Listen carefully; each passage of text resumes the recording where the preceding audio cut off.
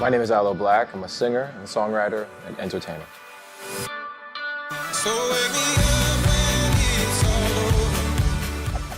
When it became more and more important for artists to have a presence on the internet, I quickly developed the skill to build a website and get online and use my knowledge of coding to make it so that people could learn more about our music. Every bit of data or information can be stored digitally.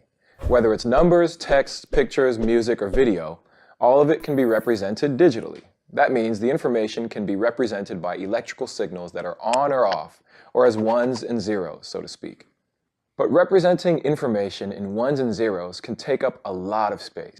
For example, if you wanted to store a 3-minute song digitally, it would take up over 30 megabytes of space. A 1-hour HD video would take 800 gigabytes. In the real world, digital information is compressed to take up less space. A 30 megabyte song can be compressed down to 3 megabytes. An hour-long video can be compressed from 800 gigabytes down to just 1 gigabyte. Sometimes compression is lossy, which means that to save some space, some of the information is thrown away. For example, an image can be compressed to a lower resolution to lose some detail. Lossy compression is useful because in many cases the human eye or ear can't even notice the details that are being lost. When you compress data without losing any details, that's called lossless compression. This means the compressed data can be decompressed back into the exact original. One way of doing lossless compression is to find patterns in the data you're trying to compress. As an extreme example, imagine a book about dogs with hundreds of pages using only one word.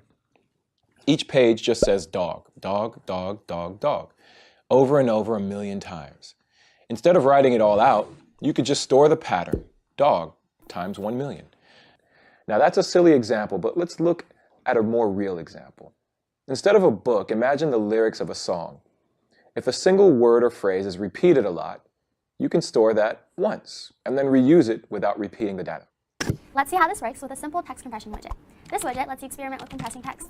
You want to represent the original text with as few bytes as possible. The widget lets you try compressing different ways and see it as it happens. Let's see how it works. The widget shows you some text to compress. In this example, lyrics to one of Aloe Black's songs. In the dictionary area, you can type patterns you see in the text.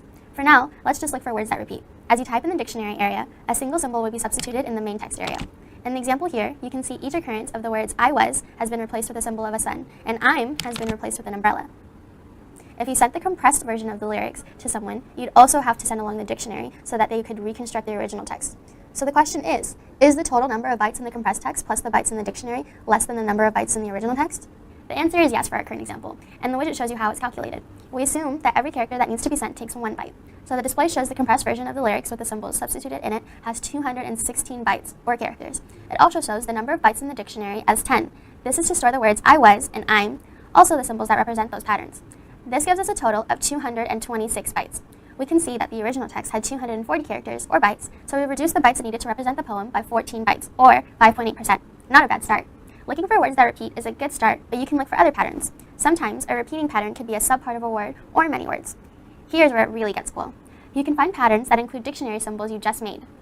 For example, we replaced words I was with a sun symbol, but now you can also see that a new pattern, didn't know, sun symbol, lost. You can type this in the dictionary too. As a side note, to enter the sun symbol, you need to copy and paste it, unless your keyboard has a sun on it. With that little change, we're now up to 26% compression. Try it yourself and see if you can do better. The repetition in a song lyric or poem is obvious, but really any form of information can have repetition or patterns in it. They're just not as obvious. For example, an outdoors photo can have a blue sky, and instead of storing every single blue pixel, that can be compressed.